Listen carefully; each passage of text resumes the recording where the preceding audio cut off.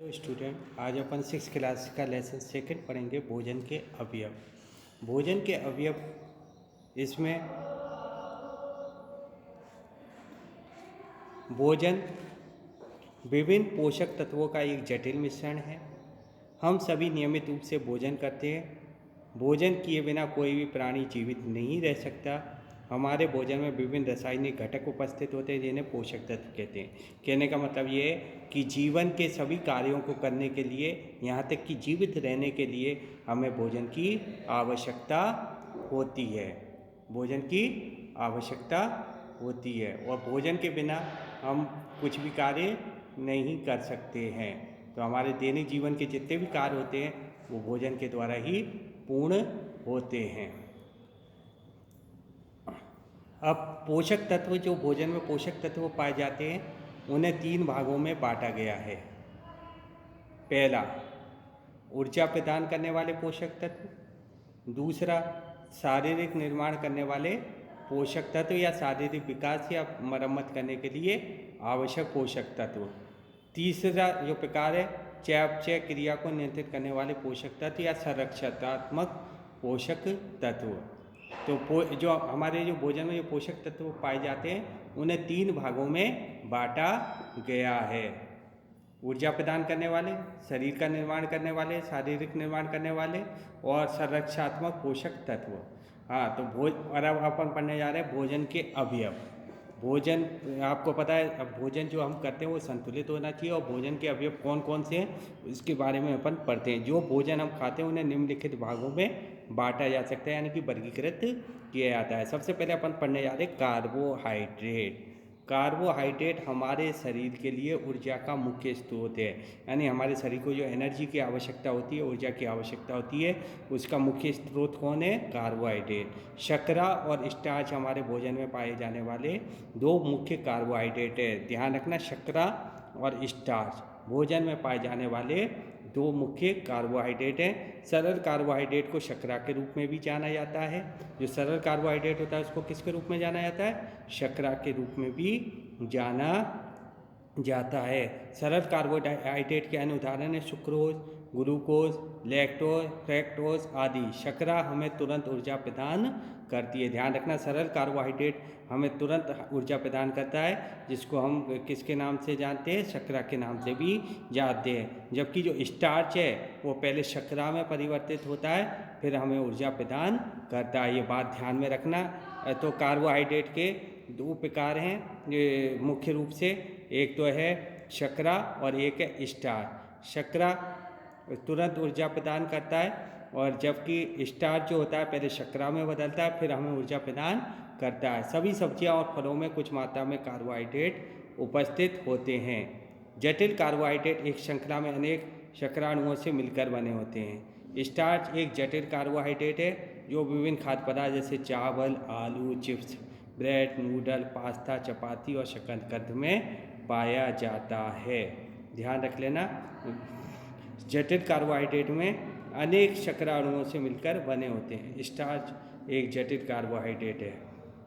अब आ रहा स्टार्च का परीक्षण कैसे करते हैं। स्टार्च के परीक्षण के लिए हमें आयोडीन एक पदार्थ होता है, केमिकल होता है, इसकी कुछ बूंदें खाद्य पदार्थों में मिलाएंगे, जैसे मसले हुए आलू या मसले हुए चावल, तो वह नीले काले रंग का हो जाएगा।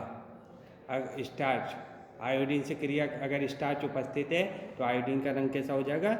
नीले काले रंग का हो जाएगा। तो स्टार्च का इस प्रकार से अपन क्या कर सकते हैं?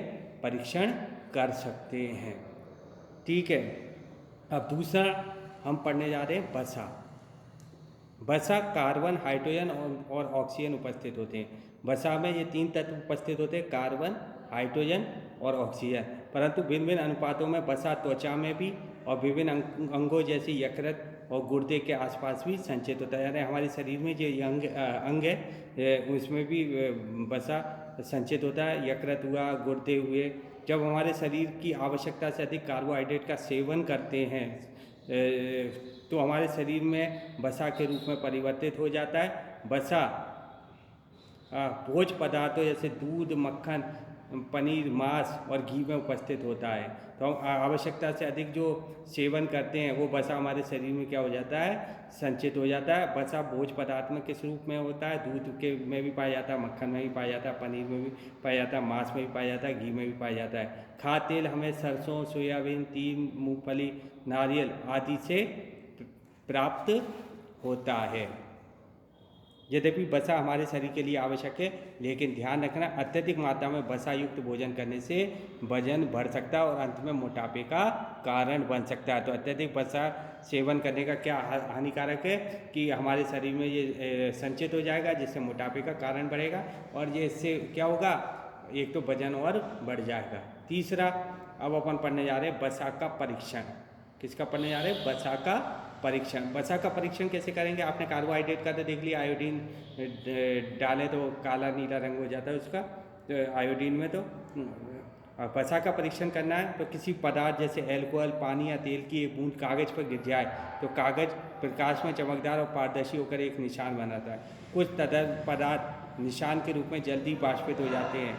अल्कोहल बाष्पित होने में कुछ सेकंड लेता है, पानी को कुछ मिनट लगते हैं, लेकिन तेल स्थायी धब्बा बनाता है। इस तरह कागज़ हमें तेल और अन्य पदार्थों के बीच भेद करने में सहायता प्रदान करता है। जैसे अपन अगर पेपर पे, कागज़ पे अगर पानी गिर जाए तो बाष्पीकृत हो जाएगा, लेकिन अगर जो वसा युक्त पदार्थ है वो कागज़ पे गिरेगा तो स्थायी धब्बा बन जाएगा, जबकि पानी वगैरह के ये धब्बे नहीं बनेंगे, ये बाष्पित हो जाएंगे। इस प्रकार से हम कागज़ के द्वारा वसा और अन्य पदार्थों में भेद कर सकते हैं। ठीक है, अब आ रहा है प्रोटीन। शारीरिक निर्माण के लिए हमें प्रोटीन की आवश्यकता होती है। यह हमारे शरीर के विकास और विभिन्न क्रियाकलापों जैसे पाचन क्रिया को सुचारू रूप से चलाने के लिए आवश्यक है।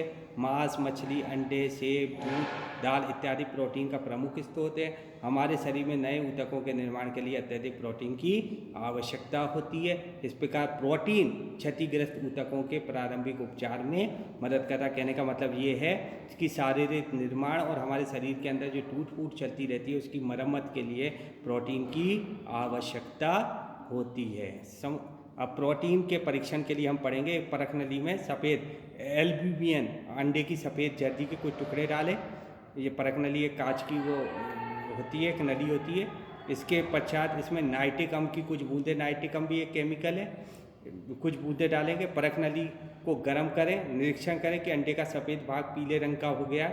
इसमें अमोनियम हाइड्रोक्साइड की कुछ बूंदें मिलाएंगे। अमोनियम हाइड्रोक्साइड भी एक केमिकल होता है, लैब में होता है। प्रोटीन बैंगनी रंग का हो जाएगा। ये बैंगनी रंग अंडे के सफ़ेद भाग में प्रोटीन की उपस्थिति को दर्शाता है। कहने का मतलब ये है किसी पदार्थ में अगर अपन को प्रोटीन की जांच करनी है तो उसमें नाइट्रिक अम्ल की कुछ बूंदें डालेंगे और फिर उसको गर्म करेंगे तो फिर उसमें कुछ अमोनियम हाइड्रोक्साइड डालेंगे कि कुछ बूंदें बुलाएंगे। अगर उसमें प्रोटीन उपस्थित है तो उस पदार्थ का रंग कैसा हो जाएगा, बैंगनी हो जाएगा, जो प्रोटीन की उपस्थिति को दर्शाता है। ठीक है, आज के लिए इतना ही। अब आगे अपन जो चैप्टर में जब पढ़ेंगे तो अपन विटामिन्स के बारे में पढ़ेंगे। ठीक, दैट्स ऑल, गुड डे।